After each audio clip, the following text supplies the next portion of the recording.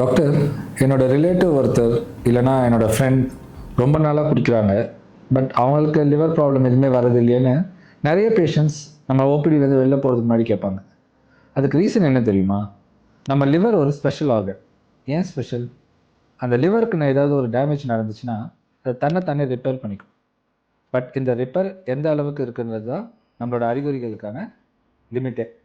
இப்போ உங்கள் liver damage ஒரு 65-70% வரைக்கும் பெருசாக ஒன்றும் சிம்டம்ஸ் தெரியாது. But 70% of the liver damage ஆனதுக்கப்புறம் தான் உங்களுக்கு சிம்டம்ஸே தெரிய ஆரம்பிக்கும்.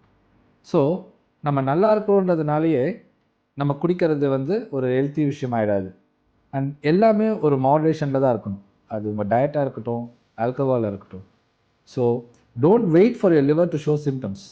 இன்ஸ்டெட் உங்கள் டயட்டை கரெக்ட் பண்ணுங்கள். ஆல்கஹாலை ஸ்டாப் பண்ணுறது ரொம்ப நல்லது. இல்லைனா அட்லீஸ்ட் இன் மாடரேஷன்.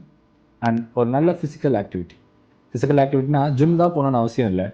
ஒரு நார்மல் வாக், ஒரு 30-40 minutes walk at least 3 times a week. இந்த மாதிரியான ஒரு ஹெல்த்தி லைஃப் ஸ்டைல் இருந்துச்சுன்னா உங்கள் லிவரை நம்ம ஹெல்த்தியாக வச்சுக்கலாம். And don't wait for the symptoms. ரொட்டீனாகவே உங்கள் ஒரு லிவர் ஸ்பெஷலிஸ்ட்டை பார்த்து இல்லை ஒரு once in 3 months உங்கள் லிவருக்கான பிளட் டெஸ்ட் அண்ட் ஸ்கேன்ஸ் பண்ணி உங்கள் லிவர் ஹெல்த் எப்படி இருக்குன்னு தெரிஞ்சுக்கணும்.